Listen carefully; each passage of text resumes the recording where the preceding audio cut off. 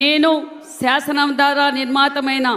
భారత రాజ్యాంగ పట్ల నిజమైన విశ్వాసం విధేయత చూపుతానని భారతదేశ సార్వభౌమ అధికార సమగ్రతను కాపాడుతానని ఆంధ్రప్రదేశ్ రాష్ట్ర మంత్రిగా నా కర్తవ్యాలను శ్రద్ధతో అంతఃకరణ శుద్ధితో నిర్వహిస్తానని భయం గాని పక్షపాతం గాని రాగద్వేషాలు గాని లేకుండా రాజ్యాంగాన్ని శాసనాలను అనుసరించి ప్రజలందరికీ న్యాయం చేకూరుస్తానని దైవ సాక్షిగా ప్రమాణం చేస్తున్నాను.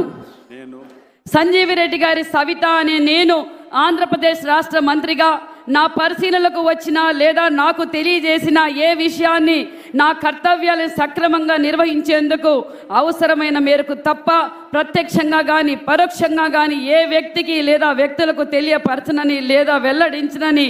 దైవ సాక్షిగా ప్రమాణం చేస్తున్నాను.